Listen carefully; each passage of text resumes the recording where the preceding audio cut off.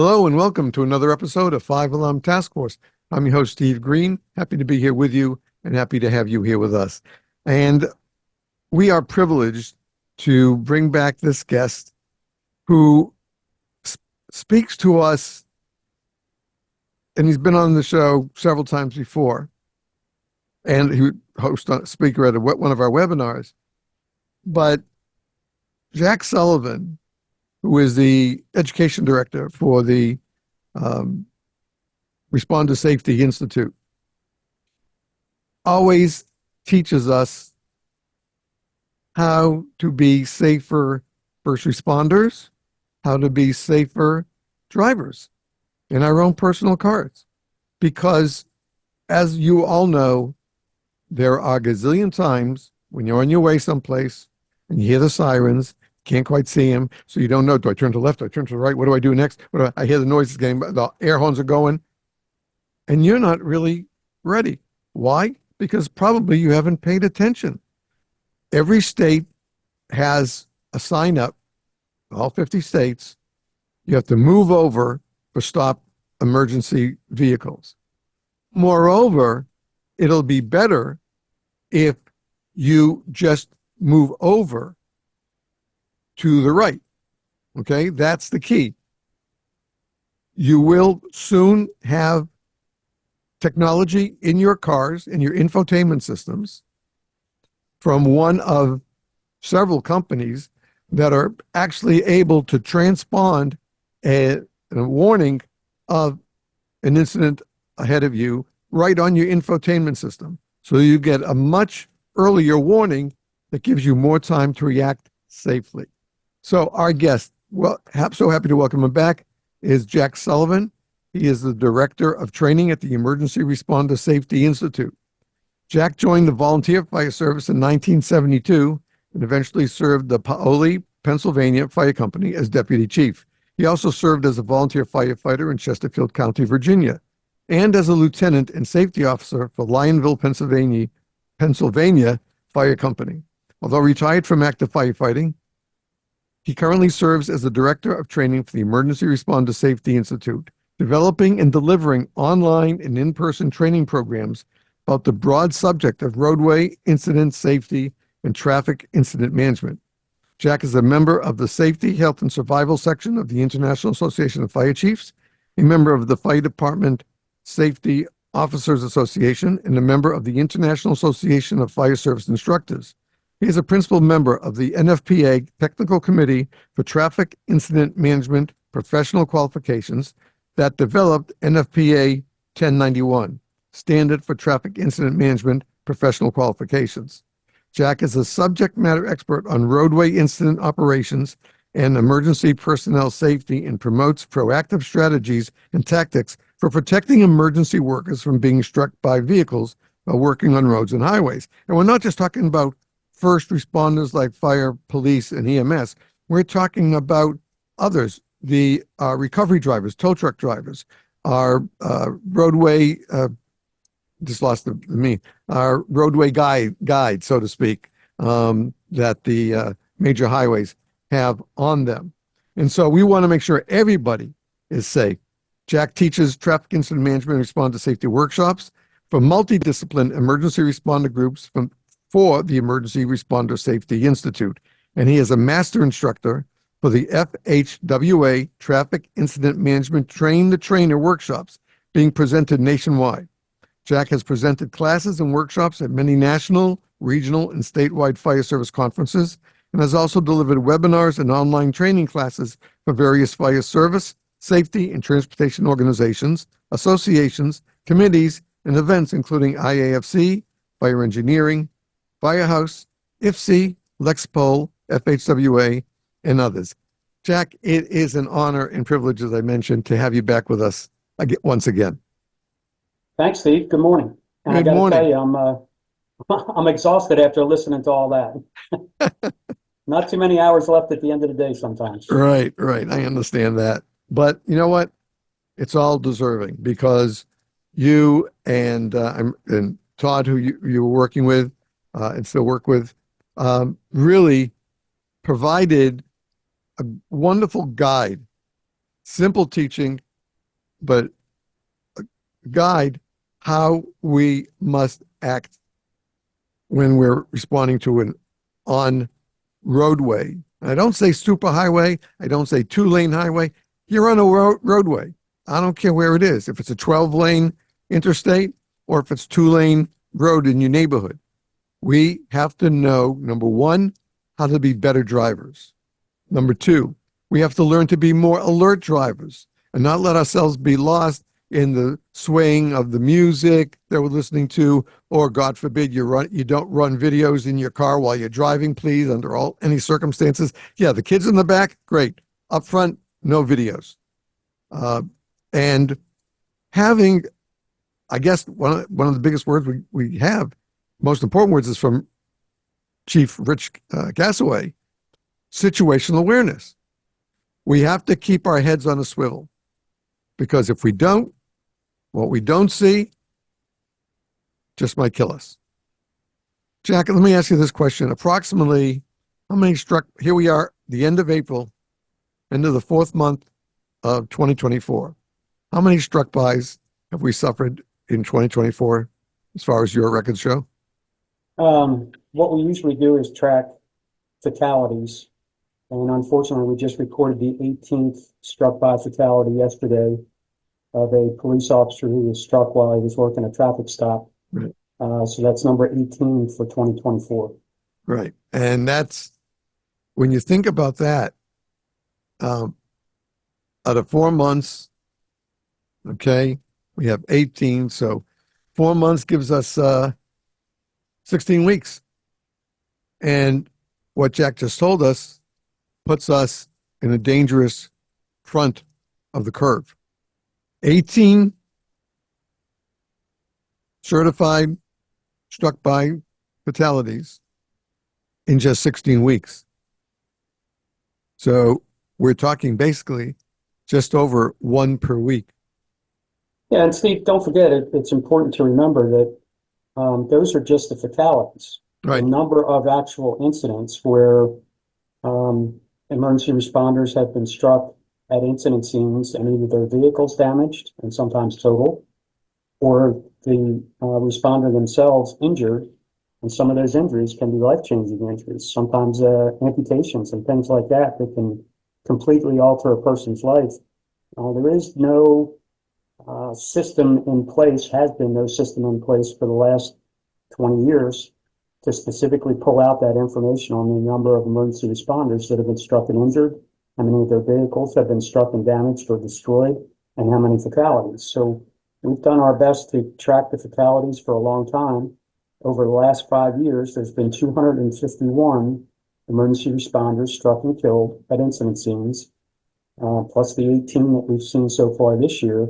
We're still trying to get a handle on the injuries and property damage, and it would help us tell a better story if we had that information. We do have a page now as part of the website at respondersafety.com for anybody to report a struck-by incident of any sort, whether it's an injury, or whether it's just property damage, whether it's even just a close call in some cases, or a fatality. There's a page now that takes about 2 to 4 minutes to fill out the information, simple check marks all the way through for the most part, to give us an idea of what's going on out there. And we need more people to participate in that to get better information at this point. Sure. Well, if anybody's watching On Patrol Live on Friday nights and Saturday nights, you can see exactly all too often on this show twice a week how often there are struck-bys that causes damage at homes, property, etc. There was one either last week or the week before, well, where a kid driving a stolen car pulled down a huge tree, struck it with I think it was driving a Humvee or a big SUV, and just knocked the crap out of that, and it fell just on the side of the house. So it doesn't have to be a direct personal injury, folks. It can be any impact, which is the result of an auto. We used to call them MVAs, right, Jack, in the old days? No, we refer to them as crashes these days. Right, MVCs, crashes, right. Because so I guess in our early days when we were both starting out in the fire service, MBA, we thought we gave people the benefit of the doubt and say, well, it was an accident. They didn't mean to do it. We've lost that base now. That's gone because when you see how people drive, how they speed, not using directional signals, which, boy, irks my butt. I can't stand that, especially when I'm ready to enter an intersection one way or the other, and I'm waiting for them to show me their aim and direction, and they don't. They just or they come from the left lane, the left turn lane, innermost to the curb, and then they pull across 4 lanes because they decide they want to make a right turn. And I've seen 3 of those in the last probably 6 to 8 months where their intended location was not reachable. We'll put it that way. So the concept of TIM, and well, even before we get to that, you and Todd and other terrific members who write the code and the programs, the software that's available on the website.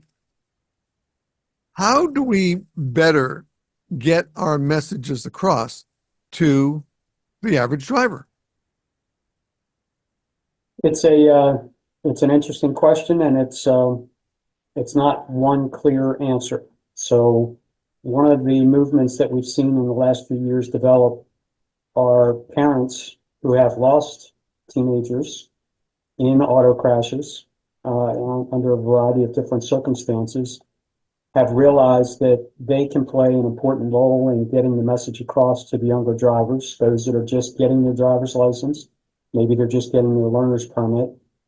They have a story to tell about one of their peer group, another teenager, who may or may not have been doing things the way they should have been at the time, that were either struck and killed in a crash, or in some cases may have been a distracted driver themselves and caused the crash.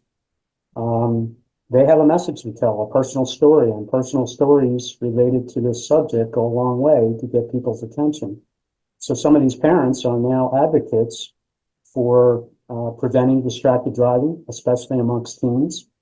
One of the things that we're dealing with these days is that the younger generation has grown up with a smartphone in their hand from almost day one. And unfortunately, it doesn't change when they get behind the wheel of a motor vehicle. It's pretty tough to ignore that phone and the little bings and dings and everything else that it's making as time goes on, and just concentrate on the act of driving. And these parents who have suffered a loss, tragic losses, play a key role in starting to get that message across to the younger generation. I'll be honest, I've always said that the younger drivers out there today are growing up watching their parents do bad driving habits, and they learn from watching their parents. We've got a number of different efforts underway right now to prevent distracted driving and to encourage the younger generation to help coach their parents when they're driving. And one of the things that we've touted over the last few years is a program that we put together to teach younger children how to identify unsafe behavior in a vehicle that they're traveling in, and telling the adult who might be driving that, Mommy, you don't make me feel safe when you look at your phone while you're driving, just to bring it to the attention of the adults that are out there. We have to do a better job of teaching new drivers.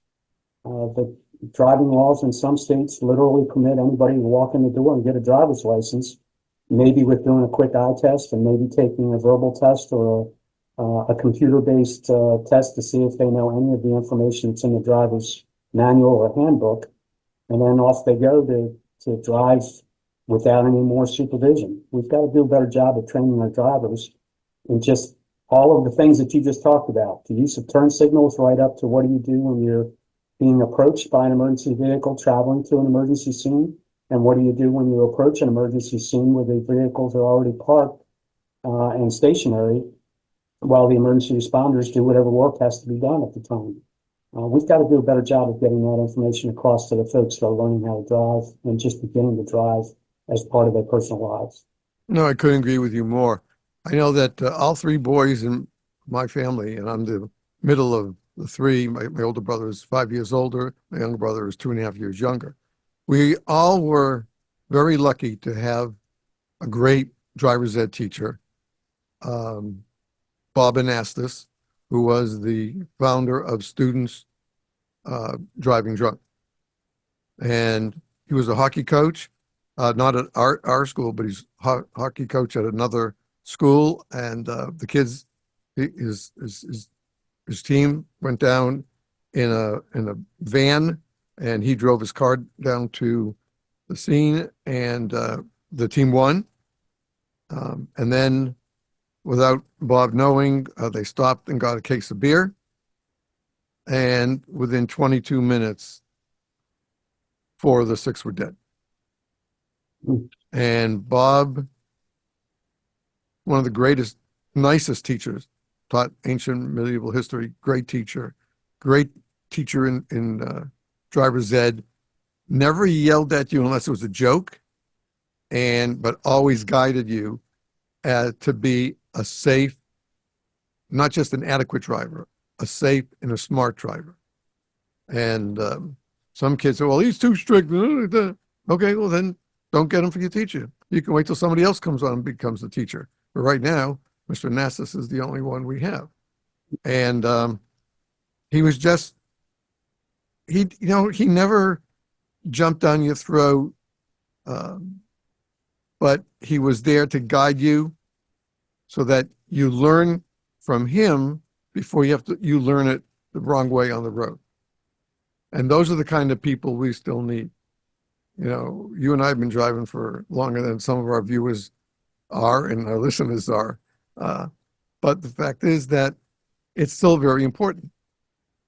And so if we don't, it reminds me, my wife had to go down to the airport to pick up a guest coming in for the Passover holiday. And my wife said, I was going like 65 and there were cars flying by me on the turnpike. I said, honey, I set my speed for 75 miles an hour, and I'm still the turtle on the turnpike because they're all blowing past me. I can't even get to see the license plate number. And this is what, and I don't mean to castigate where it doesn't belong, but I see a lot of these problems coming with more expensive and more sporty cars. Oh, absolutely. The cars of today have far more capability than the drivers sitting behind the wheel. No question about it. Right. And so we have to learn that we are not the only ones on the road when we drive. Along with one neighbor next door, it's not just the two of us driving. It is tens and hundreds of thousands of people all driving at the same time. Especially we know the busy hours, on your way to work and on your way home from work. That's it. But if you don't grab a hold of the information we're talking about today, and then, God forbid, you find yourself in a terrible MVC, the first thing that's going to come back and kick you, you're going to kick yourself in the butt, is because you didn't pay attention how to be a safe driver. You wanted to be what you wanted to be, and that was more important than anything else. Well, tell that to the family of the 2 children you just killed when you blew the red light because you were checking your phone. Tell them you're sorry and see how much it consoles them. And having had to work with families, and I've officiated funerals of kids, sadly, teenagers, older teens, young adults. It's never easy, especially if they're members of your own synagogue or church and you know the family. You've probably known the kid for a while. And now we see what happens. So what we're going to do, folks, we're going to now try to take you on the magical mystery tour that you can be a safer driver. You can learn how to be safer, learn what to look for, and learn how to avoid. And at the same time, maybe you're going to learn how to help somebody. And that would be the cherry on top of the sundae. Not only do you learn about it, but you actually put it into action to help somebody else, or maybe you have to help yourself. But the only way you can do that is not by just listening to this podcast today or any of the other ones we've done, Respond to Safety Institute, but you have to learn from them. Okay, there are free programs on the website. You don't have to pay. Sit down, watch them. You get to grade yourself as well on some of them. You want to learn? Put yourself back in school. Adult school, put yourself back there. Because imagine your kids driving. Imagine if your kids mimic the way you drive when they're in the car. Sharp turns, stop shorts. That's what they're learning from you. You need to show them you and they have to be better at this. So Jack, let's jump from here now into our, into the concept of educating, guiding people who say, you know what, maybe they're right. Maybe it's time I did better with my driving. And especially if half your wallet is stuffed, not with ones or tens, but with little yellow tickets that say appear in court on this date at this time in front of Judge Mary Smith or Judge any other judge. But it'll be a lot easier to sit at your computer at home and study and learn and put into practice what you learn than learning it the hard way after an accident or a crash. So let's keep that in mind. Go ahead, Jack. Steve, I guess we've talked on and touched on a little bit of preventing distracted driving. We need to do a better job of training our drivers, and we need to do a better job of educating people how to react to emergency vehicles that are on the roadway. Newer vehicles are much more soundproof than the vehicles that maybe you and I started driving back in the, well, way back. Let's just leave it at that. And unfortunately, sometimes the emergency warning devices that are typically used by emergency vehicles these days are not as effective as they might have been in the past. People are not as observant of flashing lights approaching them from the rear. It may take a while before they hear any part of the siren, and then sometimes it's difficult to tell which direction the siren is coming from. We need to do a better job of educating people how to react when they do realize that there's an emergency vehicle approaching them from behind. Having been in that situation, we've seen all kinds of reactions from drivers who literally stop wherever they are in the middle of the roadway and kind of freeze. They're not sure which way to go or what to do at that point. There are the drivers that try to speed up and get to wherever they're going ahead of us. That causes more problems when they reach the next traffic light that might be red for their direction. And then fortunately, there are an awful lot of drivers who do exactly what they're supposed to do, and that's slow down and move to the right, pull off to the side as far as you can, and come to a stop and let the emergency vehicle pass safely. The second thing is that once the emergency vehicle gets to the incident scene that they're going to, we need to make sure that people know how to react to parked emergency vehicles working at an incident scene. Whether it's a police car and a traffic stop, a fire truck, an ambulance, a tow truck, a safety service patrol of some sort. One of the messages that we've been trying to spread the word on for the last 10 years probably is that we need to move over and give those emergency workers room to work. Give them a little bit of space. All of the states at this point, including the District of Columbia, now have some sort of a move over law, as we refer to them, that basically says when you approach an emergency scene with vehicles with flashing lights on them, that if possible, you should move over at least one lane away from the activity. If you can't do that, and there are an awful lot of circumstances where there is no way for you to move over, then what we want people to do is to slow down. Slow down as they approach the emergency scene. Watch out for emergency workers that might be working around the emergency vehicles with the flashing lights, and proceed by the incident scene at a slow rate of speed. That way they can react properly if somebody should step out from behind an obscure area of a fire truck or an ambulance or something like that, trying to get to a compartment on their emergency vehicle to get a tool or a piece of equipment or whatever the case may be. If you're moving at a slower pace, you'll be able to react appropriately to that. It seems like a relatively simple thing, but unfortunately, people don't react the way we want them to in situations where the move over law would require them to either move over or slow down to pass the emergency scene. So those are just the first basic things that we need to address. Right. Several times in that last discussion, you mentioned a word that I'm sure was near and dear to your heart and me in those early days, which was react. Yeah. And if you're too young to remember what react was, it was a volunteer band across the country of people who have either base station CB radios or they had CB radios in their car. And our job is number one, not to get in the way of anybody. That was first and foremost the rule. I know our chapter director said, you don't get in the way of anybody else because otherwise you're wasting your time and wasting their time. But we would we would either come across or we'd be driving around and somebody told us there's an accident here.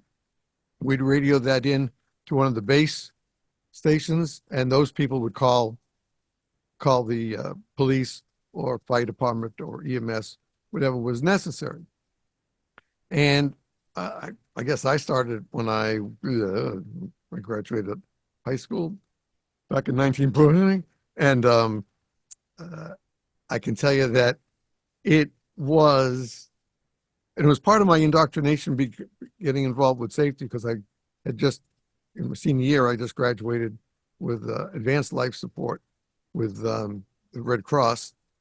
And I had a little BLS pack in my car even back then and try to help until the authorities can get there and take over. And then our job was to keep traffic flowing as best as we can in a safe manner. And so there was all this radio communication, but our radios didn't interfere because they were just CBs. They weren't interfering with any of even the VHF band, because we really didn't have a lot of UHF bands way back then. But our signals at their bandwidth did not get interfere with the radio signals being used by fire rescue, law enforcement, or EMS. And so we actually had people across the country looking to help other people in a bad situation, not to chastise them, not to write tickets. We didn't do any of that. All we did was to make sure whoever was in the car was okay. Anybody outside, could they have been struck or anything like that? Is there any damage that could be dangerous to the facility? And we did that for years. And it was a great and relatively inexpensive hobby, but it's one of those hobbies that helps you do something for your community. Yeah, and I can tell you as I travel around the country, there are still REACT groups around the country, primarily in the Midwest, it seems like, that are operating under that name and still trying to help out in a variety of different situations. So not as many by any means, but there's still a few out there. Right. So, and the fact is that radio, using a mic in one hand, and then they had the foot switches come out from mics about halfway through that adventure. But we couldn't pick up a phone to call. We didn't have them, but we wouldn't have wanted to. All we have to do, the channel's already set on our radio, so all you have to do is pick up a mic and just call it in. And again, in the training to become REACT, if you were a driver, you had to learn how to be a safe driver around emergency scenes, so you didn't get in the way. You don't prevent the rescuers or those people necessary to get to the scene and render care. And I'll tell you something. I guess because it's just part of me and who I am. But just since I've been out of the fire service, which was 85 when I got hurt, um, I have always kept a full BLS kit with ropes, power gloves, etc. In my car.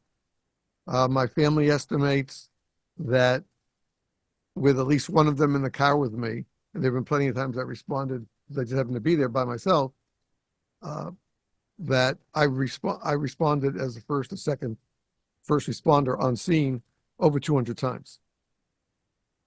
And people say, "What about your back?" I said, "I don't care about my back when I have to. If there's a car overturned and there's somebody trapped, I'll do whatever has to be done to just help stabilize them." And I have the throwaway collars. I invested in a lot of stuff because I want to be able to give somebody that I have to help the same level that I had when I was still an active volunteer firefighter, and did it then. And it's just strange, though, as of late, let's say in the last 5 to 8 years, how many of those scenes I've had to reply to were because of a large word. I'm not sure it's actually a noun anymore, but it's called thumacity. Okay, thumacity, because you don't need to be stupid. You don't need to be vain. There's no ego when you drive. You may think there is, but there is no ego when you drive.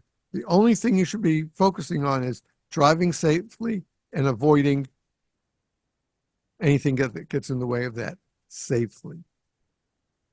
Yeah, and Steve, let me take this opportunity to talk about the fact that one of the trends that we've seen over the last 5 to 10 years is the number of trained emergency responders who have come upon a roadway incident of some sort while they're driving their personal vehicle and have stopped to assist in some way, shape, or form, whether it's a car crash of some sort, a vehicle fire, maybe it's somebody disabled on the side of the road and struggling to change a tire or something like that. We've had a number of struck by fatalities involving off-duty emergency responders who have done exactly what you just described, where they stop to help, because for the most part, the emergency responder community are what I call type A personalities. We like to be action oriented. We like to take steps to fix things. We're kind of built into our DNA to help people that are in distress in some way, shape, or form. But we've noticed that in a number of cases, even this year, we've had at least one of the struck by fatalities involve somebody who was off duty, who stopped to assist, and consequently was struck and killed by a vehicle during that effort. And we caution folks to keep that in mind. If you don't have the appropriate equipment, if you don't have the protection of a large piece of emergency vehicle behind you to protect you from oncoming traffic, you've got to think long and hard about how you're going to address that incident scene. And in some cases, the safest thing might be to pull off someplace safe and notify the appropriate local authorities so that they can respond to take care of the incident. So we've got to use some caution if we don't have our regular day-to-day duty gear with us on emergency vehicles with the warning lights and things like that. How we approach an incident that may have just occurred that we happen to stumble upon. Yeah, I know. That's what got me to put lights in my car. Now, as a non-active, uh, volunteer firefighter, I can't put red lights in the front of my car, but I do have in the windshield a Phoenix dual light, amber and white, and in the back, hanging down from the patch to the roof, facing out the rear window of the SUV. I have red and yellow with changeable patterns, and on the license plate and the grill in front, license plate in the back is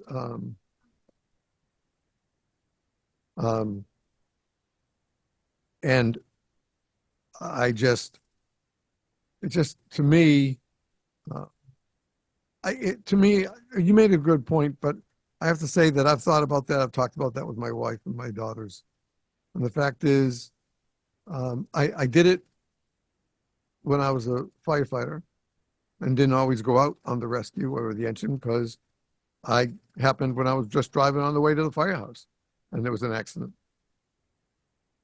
But I always have to remember just what you said, that while I do have, I have bright DOT approved lime green vest with reflective stripes. The gloves have them, and I have a good amount of lighting. I have electric flares that I carry with me as well. I've even taught my wife and my daughter, one of my daughters who bought in a pack of those, how to set those flares out to push cars away from the scene, to direct them over. So they're pretty good with that. But the fact is that if every one of you who are watching this on the video form on YouTube, or you're listening to the audio form on your favorite podcast platform, this information that we're giving you today is only a guide. Because if you're going to want to help, and we're going to talk about these TIMS across the country.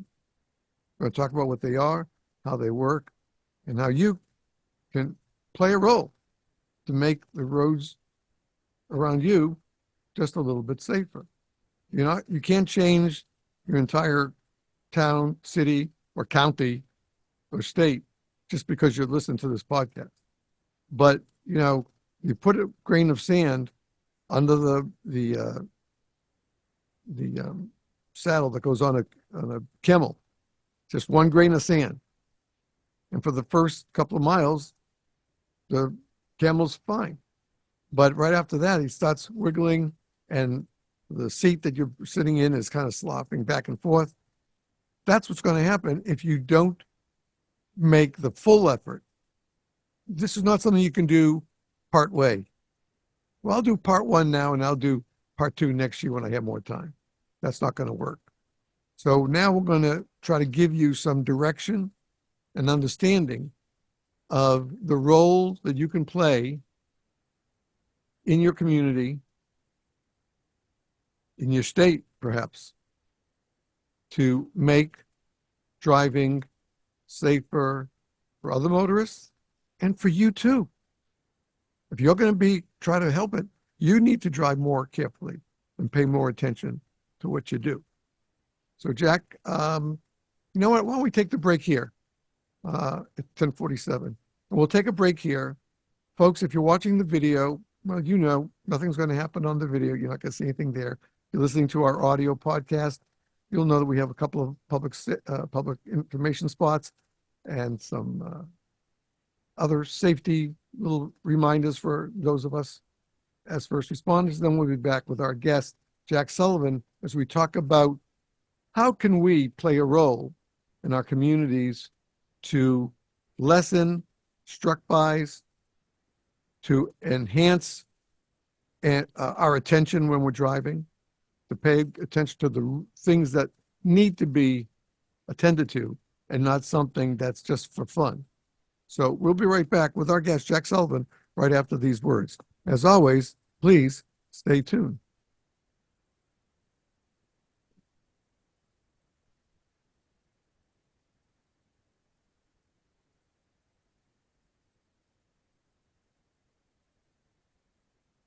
Hello and welcome back to this episode of Five Alum Task Force. My guest today is Jack Sullivan. He is the lead instructor, director of training for the Responder Safety Institute. He teaches everyone from firefighters who are driving a tiller truck. Maybe it has a 110-foot ladder on it, and it has somebody driving in the back. I think all of us little boys and some of us little girls, when we were that young, we wanted to drive that tiller until the first time you see you had to try to do it. And it is not easy. It goes against everything you learn about turning and driving. But the fact is that we're in this segment of the show, we are going to give you a pretty decent, quick education about how to be a better driver, and the concept of TIMS and why you might want to be, might want to consider being a member of a TIM committee in your community or in your state. So, Jack, let's get into the concept of TIM. We talked about how we try to educate our young drivers when they're taking driver's ed or try to guide people sometimes. And you know what? I've even come across terrific law enforcement officers who don't give a ticket for everything. Sometimes they prefer to educate the driver and not give them a ticket, because if he educates them and there's no ticket, he feels there's going to be more buy-in. Because then, if he gives you, okay, well, here's a $125 fine. Well, that's it. You don't care about it anymore. He's tried to help me, and then next thing he does, he makes me pay $125 at the court. No, that's not what this is about. This is about educating you in an effort to save your life and the lives of those who drive near you, who walk near you, whether it's in front of your house or if it's downtown. Okay, you walk on the sidewalks. If you're walking on sidewalks, you better keep an eye out for what's going on the street as well. Cars don't stay just on the roadways anymore. So let's talk about this and see what we can share with our viewers and listeners, how they can not only improve themselves, but help their communities. Steve, in the interest of full disclosure, I have to admit, I have never had the opportunity to drive or even ride in a tractor-drawn aerial device of any sort. The departments that I was in, the aerial device that we had was snorkel. Right, you've been there. It drives like a regular truck, so I want Right. to make sure that we're full disclosure there. Okay. I think what we were trying to talk about were traffic incident management committees and the way that they can help with this overall mission of not only protecting responders on the roadway, but all roadway users, which is important. And one of the things that we preach is that whatever we do at a roadway incident, we want to make sure that we're not setting somebody else up for a secondary crash of some sort, Right. and try to do things the right way. So TIM committees are much more prevalent now than they were 10 or 15 years ago. But we still have areas where there are no TIM committees, traffic incident management committees, where representatives from all of the different disciplines who respond to roadway incidents gather together on a periodic basis. I'd say the most typical TIM committees that I know about and have worked with in some cases are meeting on about a quarterly basis right now. There are some that are much more active, and there are even some that meet on a monthly basis. Sometimes it varies. They might meet more frequently if there's a special event or a major construction project being anticipated in an area. There's a little bit more collaboration and coordination that needs to happen. They might meet more frequently, but the vast majority, for the most part, are meeting anywhere from 2 to 4 times a year. It's important that we have representatives of all of the agencies show up at these meetings to represent not only their agency's input on whatever the topics of conversation are at the time, but also to make sure that others understand their concerns from their agency standpoint, their discipline, about things that they've encountered and what everybody needs to work on in a collaborative type fashion. So these TIM committees generally have representatives from the Department of Transportation, maybe Public Works, the law enforcement community, the fire service, emergency medical services, the towing and recovery community. In those areas where the safety service patrols or maybe subcontractors for the local DOT, they may send representatives. Dispatchers that work for emergency services that take the 911 calls when they come in are a very important representative to have involved in these meetings. And anybody else who gets involved with responding to roadway incidents of any sort, I had the opportunity to do some train-the-trainer classes up in the state of New Jersey, and I was surprised and yet pleased to see that some of the representatives that were in those training classes were from the public utilities, from the electric company, from the gas company, from the water utility. They were invited to participate in the class because think about it. In some cases, These crashes that we're responding to might involve some of these utilities and the infrastructure, and those are the folks that we need at the scene. How often have we had an electrical issue that requires a call to the fire department? The fire department gets there, and we're looking at the situation. We can't do anything about it until the electric company gets there to make the area safe so that we can take care of whatever the problem is itself. So public utilities very often get represented at these meetings too, which is an excellent idea. I'd like to see more of that across the country. The idea of these meetings is for people to get to meet each other, for starters, ahead of time. We've always said that the worst time to exchange business cards is at 2 o'clock in the morning at a motor vehicle crash on an interstate or a highway of some sort. We want to know who these people are beforehand. And this is one of those ways that we get to meet the other players in the other agencies, is at these periodic meetings of the TIM committee. And we recommend that as part of the TIM committee, that it's the same people representing your agency or discipline that attend those meetings on a regular basis. It does no good to have a different state trooper show up at each of the meetings that has no idea at all what the discussions or concerns have been in previous meetings and doesn't expect to be at any future meetings. We want the same people to show up, and we want those people to be at some level of authority and responsibility in their agency. So we don't want the lowest firefighters showing up to represent the fire department. What we want are one of the chief officers or one of the company officers, a training officer, a safety officer, somebody like that, to represent the department, who can speak on behalf of the department to represent their best interests and what their concerns are.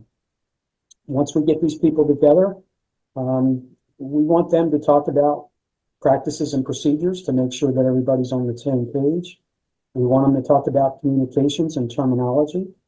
I had one class that I taught that involved a large bridge over the Potomac River, and it wasn't until we got to the tabletop session as part of the training class that we realized that the responding agencies from both sides of the bridge were in different counties. And those different counties actually use different terminology to describe what lanes of the highway they were operating in. And it wasn't until we did the tabletop session that we understood that they had used different terminology. And if they're approaching an incident on the bridge coming from two different directions, using different terminology, it made it difficult to get apparatus in the appropriate location when they responded. So the communications and terminology is important. Training is important to make sure that everybody's up to date on the current standards and regulations and codes that might be out there. Here we are in 2024, and the Federal Highway Administration just published their most recent edition of the Manual of Uniform Traffic Control Devices that has new information that responders need to be aware of as they work incident scenes. States change laws and responsibilities in some cases, and we need to be up to date on that. So the training, the practices and procedures are all subjects that should be covered in these regular TIM meetings. After action reviews. I'm a big fan of after action reviews, but I think one of the things that we've seen over time is that we tend to do after action reviews only on those incidents where things don't go as well as we'd like them to. If the incident scene didn't get handled the way that we think it should have, we tend to do an after action review. Very few times do we do after action reviews when everything works well and the coordination is good. The situation gets handled very quickly and efficiently. Everybody kind of pats themselves on the back and goes about their business. I encourage the agencies that are participating in these TIM committees to use some of those well-run incidents for an after-action review. And the reason that we encourage that is for positive reinforcement. Positive reinforcement goes a long way. If we can point out the things that people did at those smooth-running incidents and reinforce that that's why the incident was effective and handled efficiently, that goes a long way. And these after-action reviews are one of the methodologies that we recommend, is using tabletop exercises with the little cars and trucks drawn out with the roadway environment that you were working on to make sure that everybody can visualize what was happening, whether it was something that needs to be improved or whether it was something that worked really well. Let's make sure that we're using that positive reinforcement piece. And then the last thing that usually comes up is special events or construction projects that might be underway. And it's not the construction itself that the emergency responders in the TIM committee are concerned about. It's how are they going to handle an incident that occurs in a new construction zone. Anybody who's traveled through some of these large construction projects on interstate highways, for example, know that it's common practice these days to establish a safe work zone for the workers who are doing the actual construction work using barrier walls. In some parts of the country, we refer to them as Jersey walls. I made the mistake of using that term in a training class I was doing in the Midwest at one point, and had several people raise their hand and say, "What's a Jersey wall?" Well, for a guy from Philadelphia, a Jersey wall was a concrete barrier that went around a construction site. But for the folks out in the Kansas City area, they never heard that term before. So we need to make sure that everybody understands what those barrier walls are, and the fact that that narrows down the lane. So where we very often have a shoulder to work on, at a lot of roadway and highway incidents in a construction work zone, that might not be possible. Access to the incident itself might be extremely difficult because of the construction activity, the narrowing of lanes, the traffic congestion that happens after the incident occurs. There are a lot of things to be discussed about how we're going to handle incidents within a construction zone. And of course, special events bring larger crowds, more traffic, more incidents in heavy traffic conditions. It very often requires more equipment, more personnel, maybe a different approach than we usually have. All of these things can be worked out, discussed ahead of time, and plans made during these TIM committees. So those are the major reasons for these TIM committees to meet on a regular basis and to promote what we've always said about traffic incident management is that the idea is to bring everybody together to improve communication, cooperation, collaboration, and coordination at these roadway incidents to not only protect the emergency responders, but also the other roadway users that might be in the area and traveling through the incident scene, and make sure that everybody goes home at the end of the day safe. Exactly. And you brought up this from the point, oh yeah, you brought up the fact of after action review. I started in video early on because my junior high school and high school had put in a full black and white television studio and radio studio. And I got into that and I loved it. And so when I got into my first apartment in the Greensboro area, we had had a couple of big fires. And I told the chief, I said, look, if you want me to bring my equipment out, because I blown out my knee, so I couldn't do some fighting for a while. So he said, yeah, that would be great. And so I put a package together. They took a bid from a different member of the department who I don't even know where he came into it because he never talked to me. And the chief had said to me, I want you to handle all of that stuff. The next thing I know, he went to the chief on his own and got it. But the fact of the matter is, we started using it for after action. And so it was a good thing for me. I could stay involved, but I just couldn't fight fire or anything like that. I was there to shoot the video. And and then when we got up to the Syracuse area, the chief of that department, I sat down and spoke with him about an after action review. And we put it was the first time the VHS-C cassettes came out, and put a system together, and it was being carried on our heavy rescue. I would drive to the scene. I'd have permission to drive to the scene, shoot it, and then we'd use it, set up a review at the drill at the next drill following the incident. And I can't tell you, even in its early stages back there in 1980 and then 85, how valuable the two chiefs, different departments, nowhere near each other. They found those videos to review what we did on the scene. And now I was the only camera person, so I had to run around as best I could while still hobbling on the leg with a bad knee. But they really found a benefit for that. And I think we've seen over time, we can go back to something as simple as Sesame Street. That if you try just to teach a little kid doing that, do something in your home, they may not want to do it, have any interest.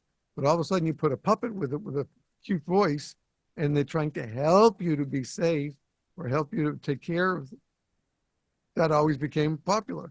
And now, it's a multi-billion-dollar organization that still is used. Early versions of Sesame Street are still being used today in educational situations because of the way it connected with the targeted audience. Now, of course, we can't all just look for an audience of 6-year-olds, although we often have to, because the drivers that are in the court session or whatever were acting like 6-year-olds rather than 36-year-olds.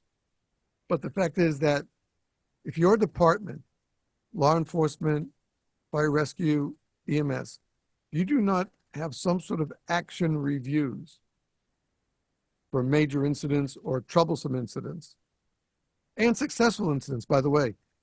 Not every response is a disaster. Not every response is, oh, best thing since sliced bread. They're always in between. But we have to be dedicated to the task, what our task is on that scene. And then after action review helps as a group to review, not pointing fingers at anybody, but seeing where we could have been stronger or done something a little bit different or been more prepared, whatever. We learn from it. Luckily, I spoke to both those chiefs that I didn't want to see them start yelling at somebody in the after action meeting. We were there to learn. That's what we're there for, to learn it. And I don't care how many times they had to review it, because again, viewing systems, I was running the first portable VHS system that Panasonic had put out. And it didn't have a lot of bells and whistles, but I was able to make do what I could. And if sometimes I have to play the same loop like 6, 7, 8 times before everybody says, oh, now I get it. But you know what? If they got the message on the 6th time or the 7th time, they got the message. That's what I cared about. And I think that, folks, if you're interested in bringing safer information about auto crashes, people injured on scene, property damage on scene, anything like that, then you're going to want the details and learn how to gather the details and the info that you can feed either into your emergency services director in your community, or share it if you're friends with one of the officers or friends with the chief, share it with them. Nobody says it has to be typed up and formal and stuff like that. Give them the information that you think would help them in a similar case at a later date, because that's how we learn. One of the things when I teach my students for learning to be prepared for a bar mitzvah or bat mitzvah, I tell them, I will never ask you to memorize anything. Well, why not? I can memorize a lot. I said, but what do you learn when you memorize? They said, what do you mean? I said, well, because when I was in 5th grade, I was assigned we were doing the Emancipation Proclamation, and I was given the first paragraph. So I worked, my parents were wonderful. They helped me. I memorized every single word, every comma, every period. I had it down to it. So after I recited the whole thing, the teacher suddenly come up with, so what did you learn from that? I said, what? Well, what did you learn from what you memorized? I didn't learn anything. I memorized the words. I didn't learn anything. I have no idea what it's talking about, really. And she goes, oh, I didn't mean it to be that way. And I said, yeah, I know. I know it, teacher. I just want to tell you that. You can't expect people to learn from memorization. They don't learn. It's just put in there, and hopefully they can recall it on the old hard drive in the back of the head that hasn't gone south yet. So I think that we need to somehow put out the welcome mat for our citizens in our communities. To ask them, would you like to, we're trying to put this committee together in our community to help all of us. Would you be interested? And see, if you don't ask, you'll never get an answer. Okay? If you do ask, you'll either get a no or yes, or tell me more about it. How often do you have to meet there? Is it every week? No, it's maybe 3 times a year or 4 times a year, unless there's an emergent situation. And that works. Same thing we do with the kids. Don't memorize it, learn it. And I think we can afford that methodology to adults as well. We just have to, I think we just have to entice them to want to participate. So it means that it's going to do a little public recruiting through maybe your local cable channel, local radio thing. Hey folks, and if you have a DJ, especially in your community or the greater community that you really like and you're friends with them, ask them if they'll drop a dime and say, do an announcement about a possible TIM committee coming to the community. Not everybody's going to say yes, but not everybody's going to say no.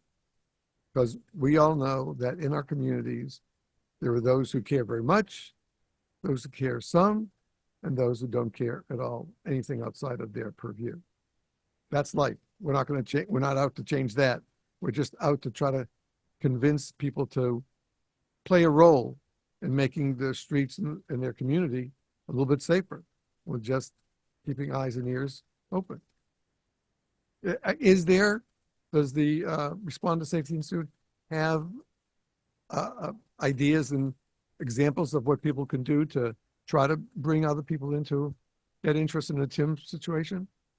Yeah, we've got a couple of things. There has been a learning module on our learning network about TIM committees for 5 or 6 years. And we just recently completed producing a video about TIM committees, their value, the benefits of the TIM committees, and highlighting some of the TIM committees around the country that are operating on a regular basis.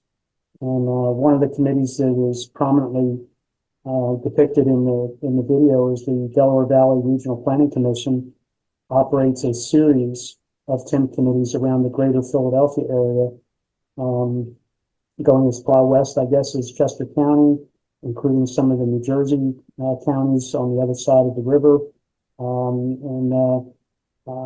Each of those counties now has their own individual TIM committee, kind of under the wing of the Delaware Valley Regional Planning Commission, that's done a great job of pulling those committees together and providing them some guidance to get started and then supporting their activities as time goes on. So the video is relatively new. It runs about 15 to 20 minutes and highlights all of the things that I've talked about and the benefits and value of TIM committees, and gives an example of some committees that are operating and being very effective at their job. And then we also have a couple of training modules that are on the Learning Network, all available for free, by the way, on respondersafety.com. That can give you some guidance about what a TIM committee is, how to establish one if you don't have one in your area, and the kind of activities and communication collaboration that can come out of those committees if they meet periodically on a regular basis. As a long-time phrase has been around, and it's very apropos here, that if you're not part of the solution, you're part of the problem. Absolutely. Now, we know that there are going to be people who just don't want to have anything to do with a TIM thing or anything to deal with how they should learn to drive or how they should drive safely and properly. They don't care about it. They have other things much more important to them than their lives, families' lives, or strangers' lives. They just want to get where they're going to go as fast as they can get there, and they will do whatever they have to do to weave through traffic. Going to a doc's appointment last week, I was on a community road, 2 lanes on each side, and there was a guy.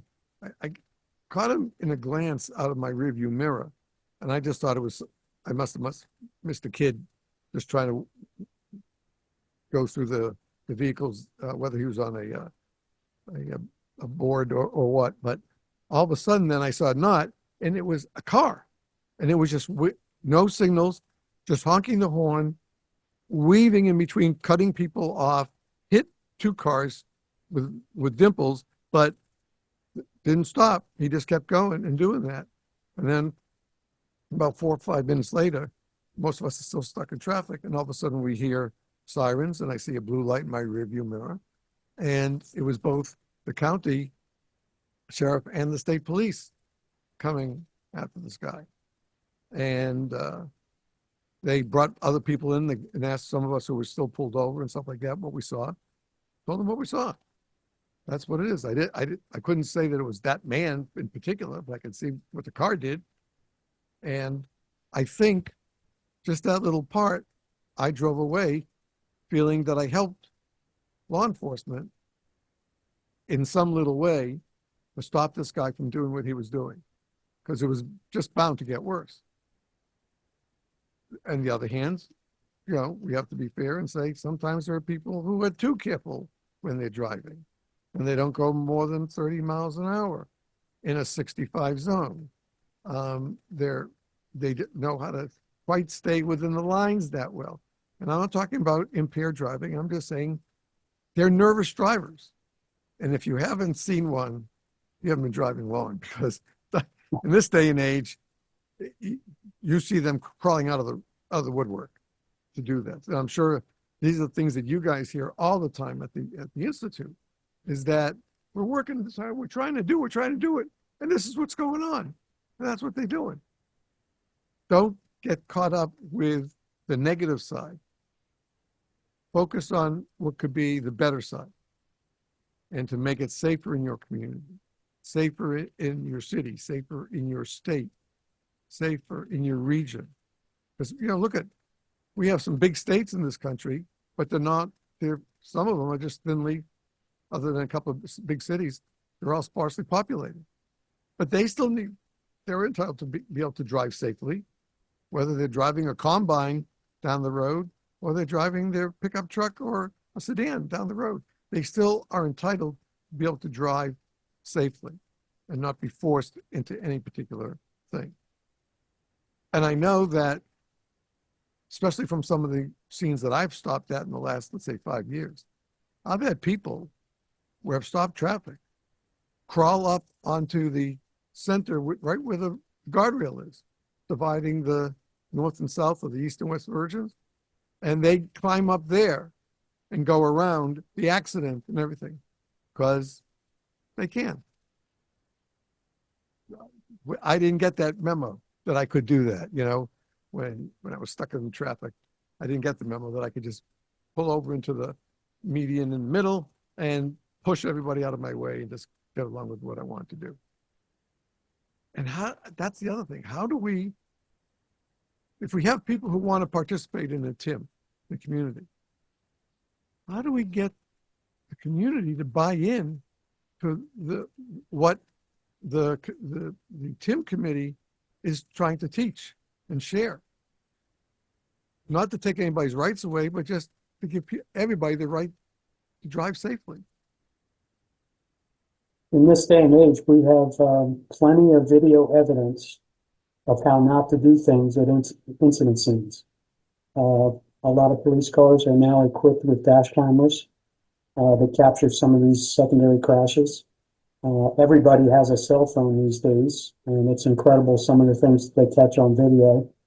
But there are plenty of examples, video examples, that we use in training to emphasize and reinforce the teaching points that we have out there, and to show people what's happening around the country. And in some ways, part of our efforts are slowed down sometimes when people don't perceive that they have the same exposure or risk as an event that may have occurred that caused a fatality or injury. If it doesn't happen locally to them, it's not as personal and they don't feel it. One of the things that we try to do in our training is share what's going on around the country in the hopes that people will learn from the bad experiences that others have suffered over time to prevent this similar type of incident occurring in their area. And video examples go a long way in getting that message across. This question may not, you can choose not to answer it because it might not be appropriate here. But if a community wanted a couple of people from the Responder Safety Institute to come out and talk with them about TIMS, does that cost the community? You know, the nice thing now, Steve, is every state in the country has a dedicated resource who coordinates TIM training in that state. And there are TIM trainers in every state in the country. And the program is available nationwide for free in a variety of different ways. You can request an instructor-like class where you'll get a live audience and an instructor together. We always recommend to try and make it multidisciplinary as possible. Or you can do it online. There is online training available on the same subjects through the National Highway Institute or through the respondersafety.com. Some states have their own online training programs related to the TIMS subject. So yes, for the most part, the training is available free nationwide in a variety of different ways.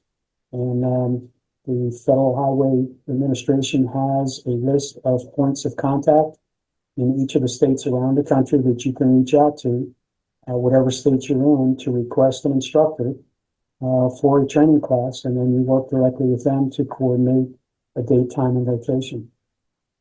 Well, that's good to know because I'm sure some of our viewers and listeners were thinking, you know, I'd like to try that, but how much is it going to cost us? And now they know it doesn't cost them a penny.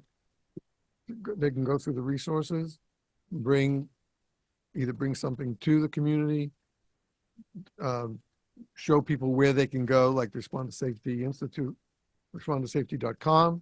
And by the way, folks, whether you're looking to start a TIM or not in your community, you should, if you're a first responder of any level, you should visit this website, respondersafety.com, on a regular basis. Sign up for their emails. No, you don't get flooded by emails every hour and a half. Instead, you open yourself up to an amazing learning experience. And I think I remember the first time you and Todd were on, and I went to it.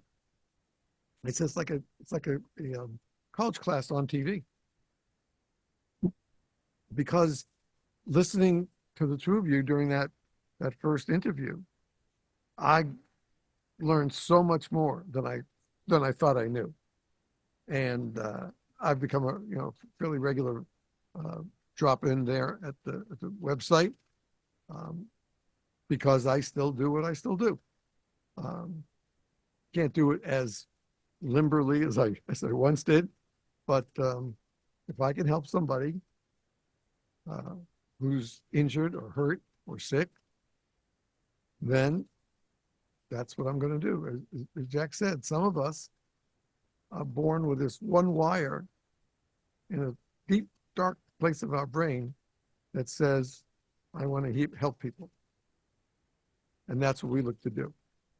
And some of us do get to be firefighters, law enforcement officers. Some of us get to be EMTs, paramedics, or a combination of any of them together. And it's great to do it when you're wearing that uniform. But there are many callings in life. I know watching NCIS as much as I do, a Marine is always a Marine.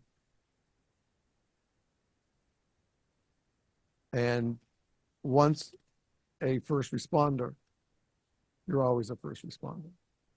If you took pride in your service as a volunteer firefighter or career firefighter, part pay, paid on call,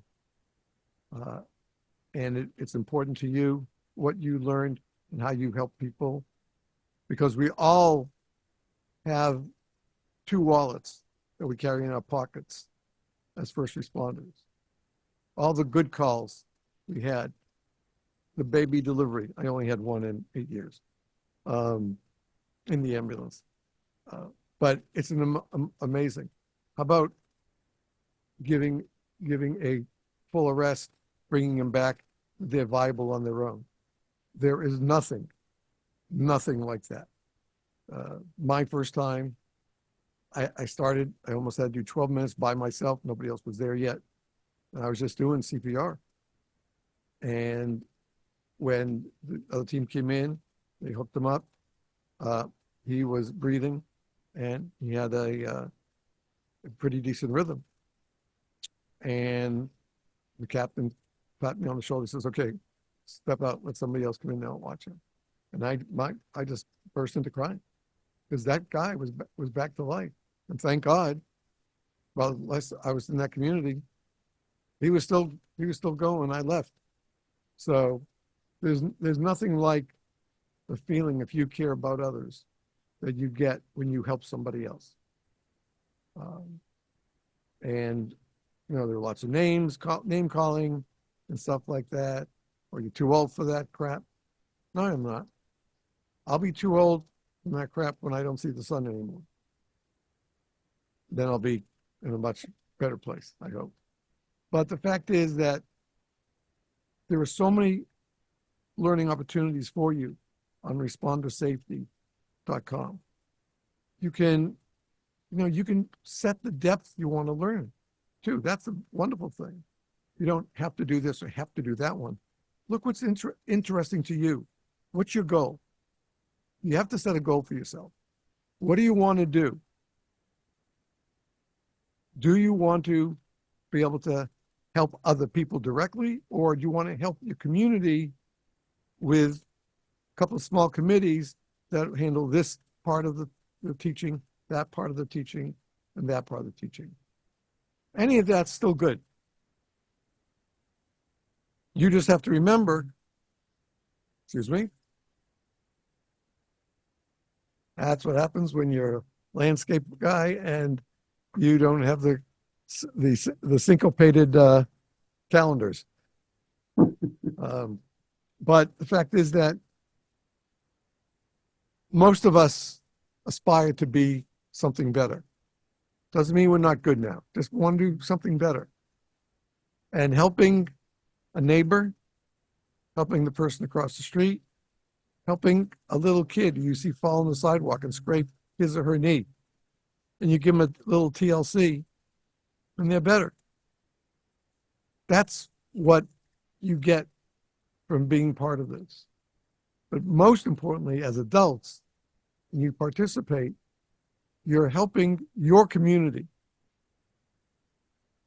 to become a safer place for pedestrians and for drivers and for others that are just coming through the community. And that should be your goal. You don't get paid for it. You're doing it out of the goodness of your heart to bring safety and sensibility to your community. And I can't think of a better way of doing it than doing some study. Doesn't cost you anything at respondersafety.com. As Jack said, there are lots of courses there. Lots of courses about what we're talking about today, the TIM, the traffic incident management teams. Okay? It's a lot you could do with that in your community. No matter if you're a huge municipality or you're a small little village, there is still things you can do that you can learn about and learn for at respondersafety.com. And you can share that with the other people in your community and so make a suggestion to them that maybe they might find this interesting too, because you both have the same interest of watching out for these people who run up on the sidewalks. You've seen that a few times in your community, so you want to have some help with it. Go to respondersafety respondersafety.com, learn what you can there. If you need help, Jack, Todd, a bunch of people will be there. You can send an email. They will get back to you to provide help, recommendations, etc. You have to be willing to make it a two-way street. They will teach, and you must agree to learn. If you can do that, then you're going to help your community, because you want to, using an old Food Channel pun, you want to kick it up a notch, the safety in your community. The people who walk, people in use conveyances like wheelchairs, crutches, you want them to be safe. You want your kids to be safe when they ride their bikes over to the park just around the corner from the house. Because once they're out of sight, you have no idea what a car could do to them at that point. So that's something else you can focus on. How to protect the kids who go to the park and get home, and for them to get home safely as well. Jack, once again, I can't thank you enough. This is so eye-opening. And like I said, when I saw the email back in the middle of last month about a real big push on TIMS, I just knew I had to reach out to have you folks address it, because sadly, again, a lot of people don't know the good stuff they have at hand. They don't realize it. And so our job has to be to educate them. And I think what I'm going to plan on doing is, I think I'm going to set up a page on our website for Respond to Safety. Put a few pictures there, and then put a link that will take them directly to your website. And they can see there just how many courses and the coverage of what these courses offer. You know, we're not talking about how to be a safe driver. We talk about that all the time. But this is above, and let's say that I'll give the word that most of us want to be safe drivers. Yeah, sometimes we go a little bit too fast and we bring ourselves down, etc. But most of us want that. Question is, how do we get others? How do we entice others to join that with us to make our communities safer? Because as Jack said at the beginning, it's whether it's a road accident, on a crash on the road, a crash over and outside the road, meaning it climbs up to the curb, to the sidewalk, or to grass, someplace else, anything like that. You need to know the safest way to act. First thing, I think Jack and everybody on the team there would say, first thing, if you see that, notify law enforcement or fire rescue right away. First, do that. Make sure that somebody's called that call in. I've been very lucky that a lot of the calls I've stopped at, somebody's there with a phone and they said, you need anything? Yeah. I said, call 911 and tell them we need both fire rescue and EMS here at the scene. And I've even called on a couple of trauma alerts after really bad accidents. And I have the police officer there. I said, call in a trauma alert. We're going to need to get them there because they have real traumatic injuries. So you don't have to be a paid firefighter or even a volunteer firefighter. You don't have to be a police officer. You don't have to be anything but a person who cares about their family, their neighbors, and their community at large to make it a safer and better place for people to travel, however they travel in your community. By whatever means they travel, you want them to be safe. You want your family to be safe, and you want the people you live with to be safe as well. And this is a relatively simple and basically free way of learning that without paying a tuition or anything like that. You get to learn at your own pace. You don't finish a class the first time you sit down, okay, come back and do it again. Finish it off the next time around. There's no penalties for that. Respond to Safety Network is absolutely focused on making our lives safer. Now, we're not talking about in the kitchen, stuff like that. We're talking about when we move. Driving our vehicles, walking in our communities, stuff like that. That's what this is all about. And you just may not know it, but just that class, that it might allow you to save somebody's life. And I can tell you from experience, as will Jack, that you will never see a family more grateful when you've helped somebody in their family who's been hurt or worse. So that's what you bring to the table when you sign up for this. Again, the website is respondersafety.com. There are menus of what's available for you. We're asking you to please take a look at the TIM training, see what that's all about. So if that's interesting to you, reach out to your police chief or fire chief and see, do they have anything for that? That maybe you could open up for classes for other people to come in and join. If they do, they do. If they don't, doesn't mean the earth's going to stop spinning and huge boulders are going to fall from the sky. It just means you just find another little avenue. But if you're dedicated to the task, you'll do that. So again, Jack, thank you so much, especially for really explaining the TIM concept and how important it is. You know, we have all these letters that are pushed together to mean this, mean that, or another thing. This TIM means hopefully saving lives and saving people from injuries, primary. And you know what? And that includes the driver who's driving like an idiot, but we want that driver to be safe too. They may not have obeyed the rules, but we don't want them to be hurt because we get nothing from that. The community doesn't get anything. We learn nothing from that. Our goal is to make our community safer. That's what we have to think about. So my friend, another time to part comes our way. It is always exhilarating to listen to you. It is one of my favorite times to learn with a guest, and that is with you and Todd.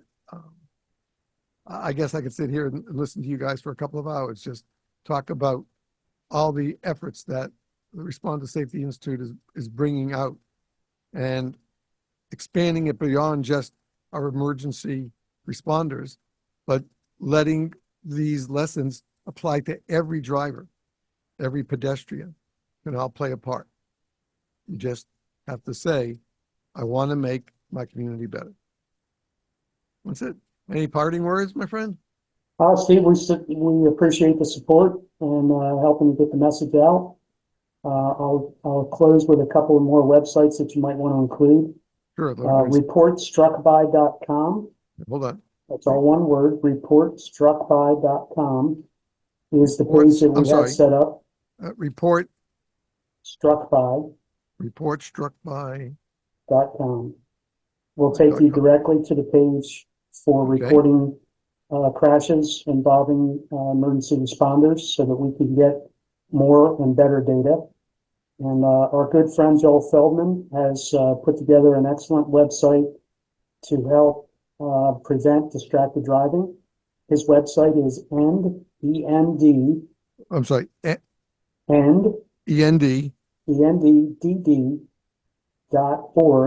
What's that? END.org is abbreviated for End Distracted Driving. His organization has an awful lot of materials that adults and parents can use to train the younger generation about preventing distracted driving. And I can send you these websites by email so that you can reproduce them someplace. Yeah, I'll put them right in the show notes. So that's ENDDD.com. .org. O-R-G. Oh, .org. Okay, like our company is. Okay. Yeah, so distracteddriving.org. Okay. Yeah. Now I got it. Well, and folks, we will put these websites in the show notes for you.